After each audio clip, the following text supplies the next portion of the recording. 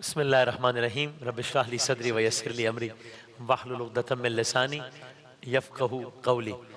मैं वैसे ही दमे वो सोच रहा था कि ये इंसान कभी कभी कारोबार ज़िंदगी में मसरूफ़ हो के बिल्कुल अपनी औकात अपनी हैसियत भूल जाता है। तो ये औकात होती है इंसान की कि आप कुछ प्लान कर रहे होते हैं। तो यानी अब से कोई 1 घंटे पहले 1.5 घंटे पहले मैंने नहीं सोचा था कि मैं इस तरीके से सेगमेंट कर रहा हूँगा। तो वाक़ई इंसान की कोई अपनी हैसियत कोई औकात नहीं होती। लेकिन मैं आप सब लोगों का बहुत शुक्रिया, सारे हमारे नातख़ा भाइयों का बहुत शुक्रिया, क्योंकि वो सारा जो फव्वारा बह रहा था वो इनके सामने ही बह रहा था उनका। तो आप लोगों ने बड़ा साथ दिया, सारे सब दोस्तों का और ख़ास तौर पे नाज़रीन आप सब लोगों का बहुत बहुत शुक्रिया। बहुत नवाजिश और बहुत बेहतर है, अल्हम्दुलिल्लाह, जज़ाकल्लाह। हमने उस वक्त ये सेगमेंट करना था, हम चाहते थे कि आज एक ऐसी शख्सियत को हम ज़रूर ट्रिब्यूट पेश करें जो कि अब से कुछ दिनों पहले हमसे जुदा हुई हैं। और माँ, ये तो लफ्ज़ सुन के ही हमारी सबकी आंखें भीग जाती हैं और बहुत एक इमोशंस अटैच होते हैं इस लफ्ज़ से। बिल्किस सैदी साहिबा को अगर मैं पाकिस्तान की माँ कहूँ, कौम की माँ कहूँ तो गलत नहीं होगा। बल्कि चूँकि एदी सेंटर हमारा जाना हुआ है और एदी साहब से मुलाकात हुई, एक से ज़्यादा मरतबा बिल्किस साहिबा से मुलाकात हुई, तो मुझे बड़ा अच्छा लगता था। वहाँ जितने भी बच्चे, जितना भी स्टाफ, सिर्फ बच्चे नहीं, नर्सेज वगैरह सब लोग, वो सब एदी साहब को पप्पा और इनको मम्मी कहते थे सब। यानी मैंने खुद देखा है कि मम्मी ये कर दें, भाई मम्मी से पूछ लो, मम्मी से पूछ लो। तो यानी वो सिर्फ ये नहीं कि उनको माँ हम एक टाइटल दे रहे हैं, बल्कि ये बाकायदा मुस्तामिल था ये भाई हमें। हाँ, तो क्या कितनी ज़बरदस्त मिसाल है, क्या बात है। यानी ये अजीम लोग हैं, ये बड़े लोग हैं, बहुत बड़े लोग हैं। और मतलब ये तो बाद में फिर मीडिया आ गया, टेलीविज़न आ गया, ये वो। यानी मैं बहुत यकीन से कह सकता हूँ कि ये इनको आज बच्चा बच्चा जानता है। इन्होंने कोई भी काम इसलिए नहीं कहता कि बच्चा बच्चा जाने, इनको थोड़ी पता था कि बाद में कोई टीवी भी आ जाएगा, कैमरे भी आ जाएंगे। वो तो एक फ़कीर आदमी आप जिसका रेदी एक झोली फैला के खड़ा होता था, यहाँ से वहाँ, वहाँ से वहाँ। अगर मुझे सही याद पड़ा तो 5,000 रुपये से आगाज़ किया था, 5,000 रुपीज़। आज दुनिया की सबसे बड़ी एम्बुलेंस सर्विस है। और मैं जानना चाहता था कि ये पता चले कि ये ऐसे कैसे, यानी अब्दुस्ता रेदी के दिल में ये ख्याल, ये जज्बात कब से आए या किस तरह है। तो एदी फाउंडेशन की वेबसाइट पर एक वाकया लिखा है कि एदी साहब की उम्र 11 साल थी जब उनकी वालदा की तबीयत बहुत ख़राब हुई, नासाज हुई। और इतनी नासाज हुई कि पहले वो पैरालाइज हो गई, एदी साहब, अब्दुल सत्तार साहब की वालदा। बाद में वो मेंटली चैलेंज्ड हो गई, मेंटली इल हो गई। अब यानी एक चैलेंज हो गया उनको।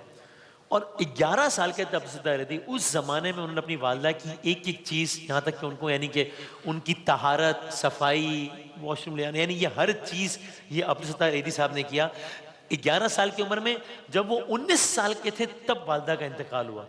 तो जन्नत तो उस आदमी ने उस ज़माने में ही कमा ली थी, जब 8 साल वो आदमी इस तरीके से लगा रहा अपनी माँ की खिदमत करने में, ज़बरदस्त अंदाज। और फिर 1966 में उनकी ये शादी हुई बिल्किस एदी साहिबा से। बिल्किस साहिबा पहले नर्स थी और वो एदी सेंटर में ही काम करती थी।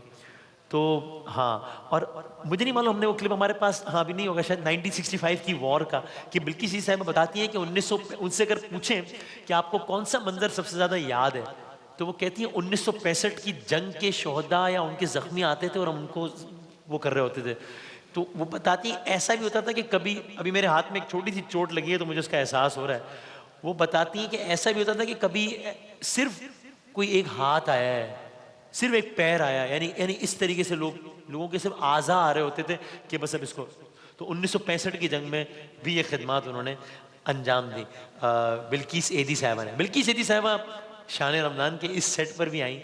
अगर हम उसकी एक झलक देख सकें, यहाँ ऑडियंस होती थी, हमने अपने तौर पे जो हक़ तो अदा नहीं कर सकता था, लेकिन जो जिस तरह कर सकते थे उस तरह उनका इस्तकबाल किया। कौम की ये माँ बिल्किस सैदी जब शान रमज़ान के सेट पर आई थी, आपको वो मंजर अगर हम दिखा सकें, क्लिप दिखा सकें जी।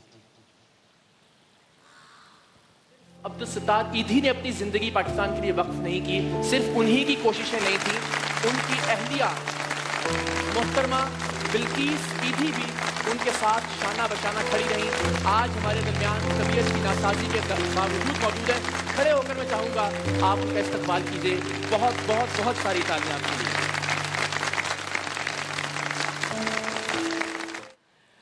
और ये और बड़े जज्बाती, बड़ी ज़बरदस्त उन्होंने यहाँ पे भी गुफ्तगू की थी। अगर हम इसी ट्रांसमिशन में जो उन्होंने बात की थी कि एदी साहब के बारे में भी, और अगर इसी ट्रांसमिशन की कोई मुख्तसर सी बात हम दिखा सकते हैं कि जो बिल्किस साहिबा ने दिखाइएगा जी। तो ये मेरे उनको जो सामने अवार्ड से कभी मिला। गए ही नहीं, मेरे साथ ही साथ होते। रहते हैं हर बजे, फिर नहीं अच्छा आते। लगता है, बहुत अच्छा लगता है। ये नहीं होते तो मैं भी नहीं होती। बड़े लोग हैं। आप लोगों ने यहाँ बुलाया, हमें दिल में याद रखा, ये बहुत बड़ी बात है।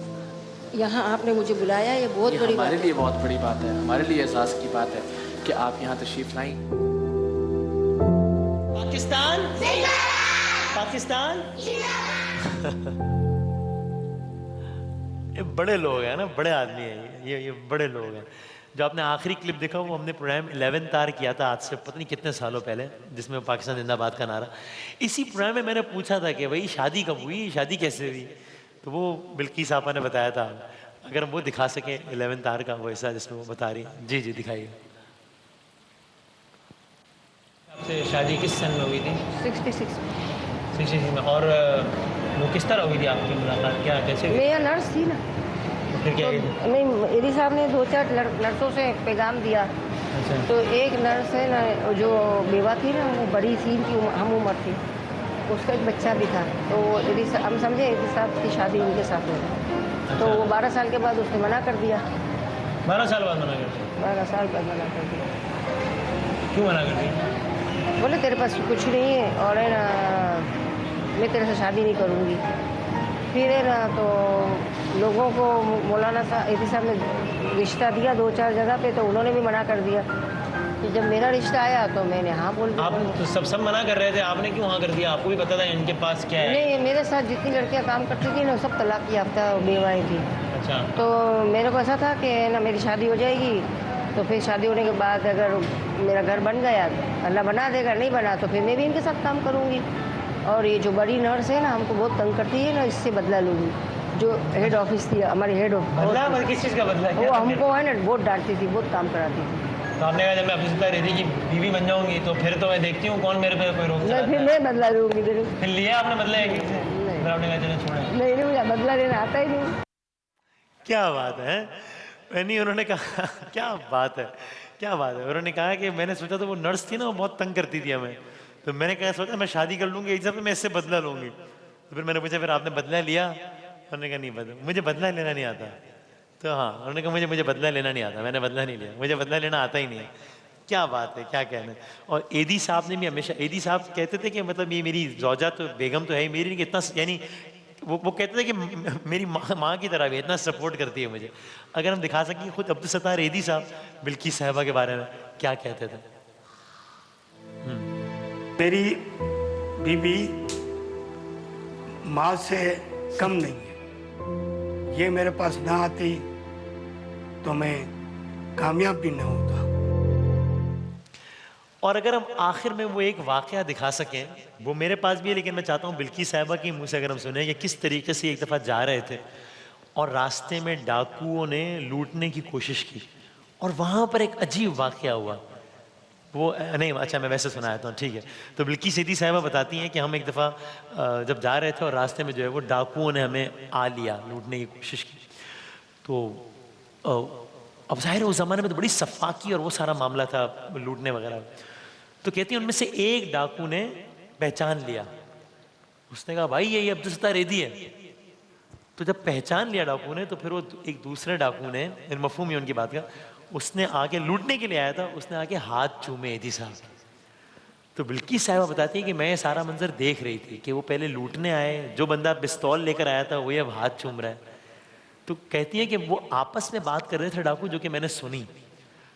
तो कहती हैं वो एक ने दूसरे से पूछा कि इसका हाथ क्यों चूम रहे हो, चलो अब नहीं लूटना छोड़ देते हैं, इसका हाथ क्यों चूम रहे हो। उस डाकू ने ये कहा कि भाई कल को किसी पुलिस मुकाबले में या पता नहीं किस तरीके से जब मारे जाएंगे ना, कहीं लाश पड़ी होगी ना कच्चे में, ये आके दफनाएगा, इसकी एम्बुलेंस आएगी और ये आदमी दफनाएगा हमें, इसके हाथ चूमो।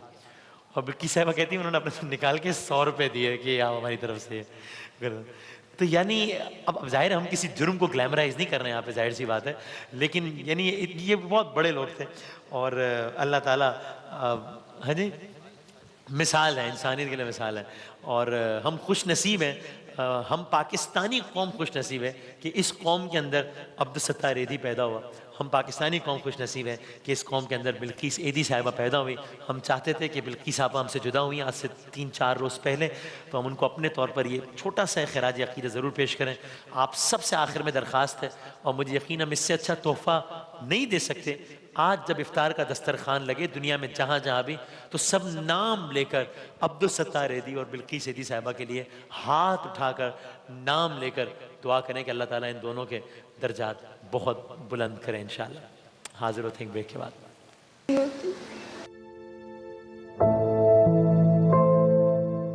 आप लोगों ने यहाँ बुलाया, हमें दिल में याद रखा, ये बहुत बड़ी बात है। यहाँ आपने मुझे बुलाया, ये बहुत बड़ी बात है। हमारे लिए बहुत बड़ी बात है, हमारे लिए एहसास की बात है कि आप यहाँ तशरीफ लाई। पाकिस्तान पाकिस्तान